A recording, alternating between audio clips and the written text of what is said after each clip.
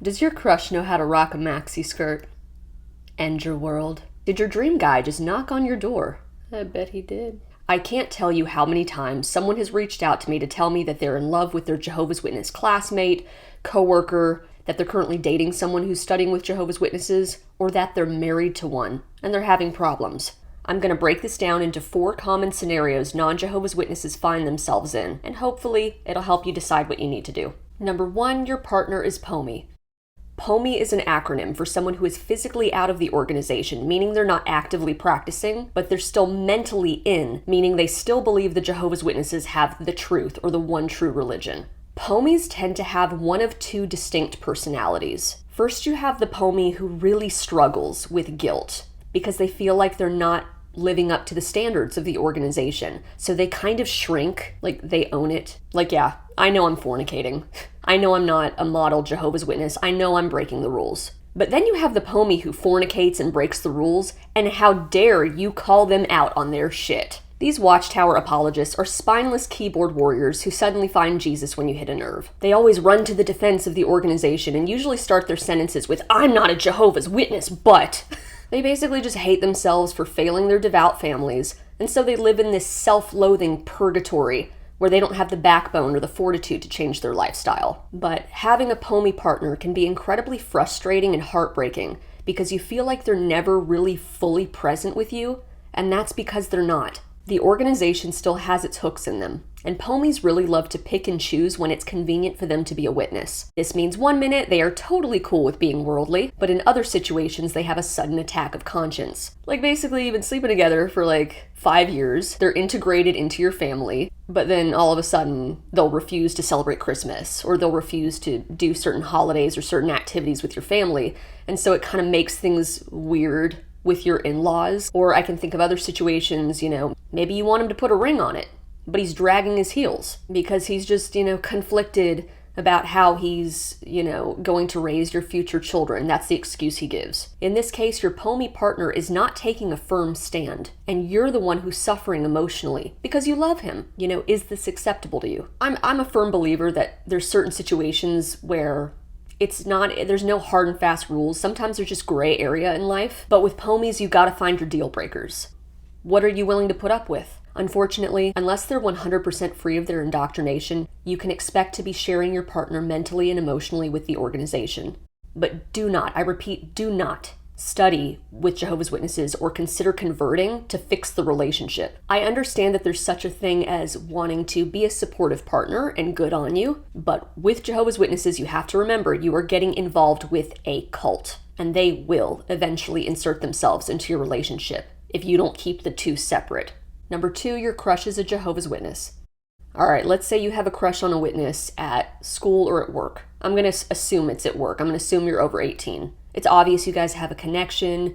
You feel that chemistry. You feel a sexual tension, but it's not really going anywhere. Like you talk here and there, everything seems to be okay, and then you feel like you're imagining things like, do they like me? Do they not like me? It can be confusing. Let's say you've been working together for a long time and you can actually feel it getting deeper. Your conversations may be getting a little bit deeper, but still nothing happens. Let me explain. This point or this section is kind of like a Russian doll. We're going to have several layers to work through. First, Jehovah's Witnesses exist in an extremely sexually repressive environment. Premarital sex is prohibited, masturbation is dirty and sinful, and even casual dating, like Jehovah's Witnesses dating other Jehovah's Witnesses within the organization, is not a thing. Of course, there's always exceptions to the rule. Sometimes they regret their decision, sometimes they don't, but generally speaking, this is the world they operate in, and that means your Jehovah's Witness crush is probably a virgin. Okay, Russian doll. Hear me out. This doesn't mean your JW virgin crush is a prude. Quite the opposite. Believe me, they are hard up. They may very well have a crush on you too, but they're tightly wound because they're indoctrinated and they're trying to be a good Jehovah's Witness. And they know that you are off limits as a worldly person. Believe me, if you get nothing else from this video, if this describes you in the situation you're in right now, if they like you back, they are tortured inside. Okay, another layer you have to think about. Jehovah's Witnesses are expected to marry within the faith, meaning marry another Jehovah's Witness, not just another Christian. You technically cannot be disfellowshipped or removed for marrying a non-witness. So you're telling me there's a chance? But you have to consider the culture they exist in. their devout Jehovah's Witness parents or family is going to bring strong opposition and is basically going to make their life miserable. This person doesn't serve Jehovah. Where have you been? What have you been doing? Like, their family will crack down on them. I really don't think people truly grasp the level of control and surveillance that Jehovah's Witnesses are under. And especially when they're young, they know this person is young, lonely, sex-starved. This makes them a flight risk. So basically, they're going to keep an extra watch on you. There is absolutely nothing wrong with waiting. This is not an attack or commentary on someone who may hold more conservative values, just as someone with a more liberal stance shouldn't be shamed for their position, especially if they're responsible about it. But the reason that a lot of Jehovah's Witnesses between the ages of 18 and 35 still hold their V card is because they know they will be publicly humiliated and shunned if they are caught engaging in premarital sex. Their decision to wait and hold out is actually a direct response to a punitive system. They're basically immobilized by fear and guilt. So if your Jehovah's Witness crush at work is a little cagey or is sort of acting hot-cold, this is why. They're probably very conflicted. Remember, there are larger forces at play. This is not about you, and I'm sorry.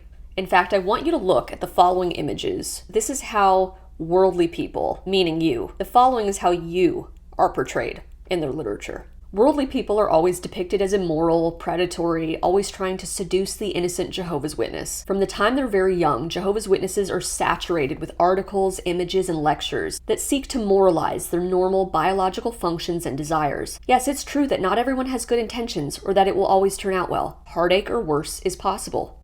The problem is, this message that worldly partners are dangerous is juxtaposed by an equally flawed argument that marrying a fellow Jehovah's Witness automatically equates to a successful marriage. They don't want to acknowledge the potential insights to be gained, the potential benefits of living together prior to marriage, or the reality that a lot of Jehovah's Witnesses have picture-perfect abstinent courtships only to be blindsided by their lack of compatibility after they say, "I do." Yes, it's reasonable to want to pursue a relationship with someone who shares your values. But the Jehovah's Witnesses' demonization of outsiders and their sort of Pollyanna view of their own sets a lot of born-in Jehovah's Witnesses up for failure. It still makes marriage a gamble because they haven't had the opportunity to see each other in a variety of real-world scenarios beyond Bible study. So if you have feelings for a Jehovah's Witness, it's not an impossibility for you to end up together. But hopefully this sheds some light on what they're dealing with and what you are subsequently up against. You know, is this someone that you want to continue to invest your emotional energy in, with the marginal possibility that they'll throw their indoctrination out the window? Do you have substantial evidence to believe that they would do so? Or, would it make more sense to protect your heart and move on? Number 3, your partner is studying.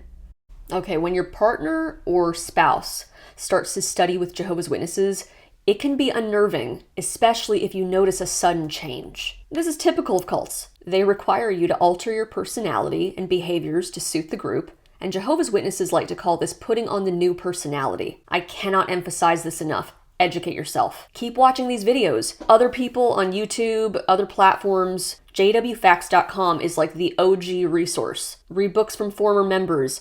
Just keep doing your research so you can understand what your partner is really getting involved in. All right, so I'm going to backtrack a little bit. I know I said earlier to never study with Jehovah's Witnesses to try to fix your relationship, and I mean that. But if you feel comfortable doing so, ask sometime if you can sit in on their Bible study. Okay, the Jehovah's Witness Bible teacher is going to be over the moon about that, and they will be more than willing to talk to you. Of course, if you have even a scrap of respect for your partner and their autonomy, you're going to want to be respectful towards their decision to study by, not coming in hot and asking antagonistic questions or trying to disrupt the study. You don't want to come in and attack them or blurt something out like, "I think it's a cult." Something like that is likely to drive your partner further in and will most definitely cause resentment. Gotta handle the whole situation with kid gloves. But I'm saying if you want to do a little covert operation, sit in on the study and see what that witness is telling your partner.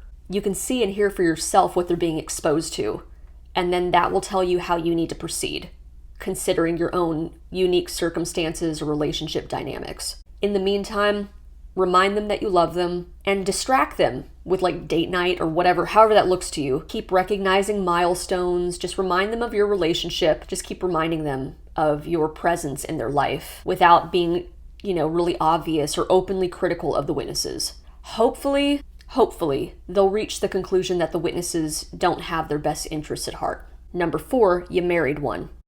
What can I say? This one's tough. You married a J-dub only to find out you are way out of your depth.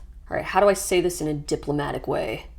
No devout Jehovah's Witness would have married you. And that's no slam on you. That is no statement or commentary on your character. Like maybe you were with a Pomy who suddenly found God again and started going back to the meetings. But no way in hell a devout, upstanding Jehovah's Witness would have gone into the outside world to look for a mate unless they had some subversive tendencies. But now what's happened is, or what the problem is, they weren't rebellious enough to just completely leave. So now you're stuck watching this really strange movie sort of unfold. You're watching certain behaviors or things crop up and play out during the years. You might notice some odd behaviors or reactions. They might be really touchy about certain subjects. And if you have kids together, buckle up. Here's the deal. Assuming the kids are safe, like you don't have to take any drastic legal measures to protect your child from their Jehovah's Witness parent. My number one thing that I would tell you is just continue to be the fun, reasonable one. Kids are sharp.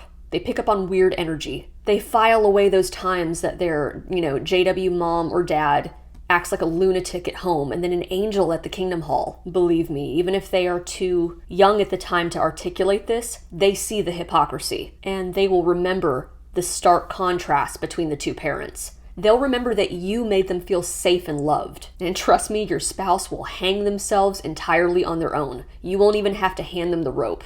Keep it zipped. Don't talk trash about the other parent. Just continue to be the voice of reason. And believe me, the day will come when they see the light. As always, thank you guys for watching. I really appreciate it. I hope you found this video helpful. Please share it with anyone you think might benefit from it. Stay safe, and I'll see you guys in the next video.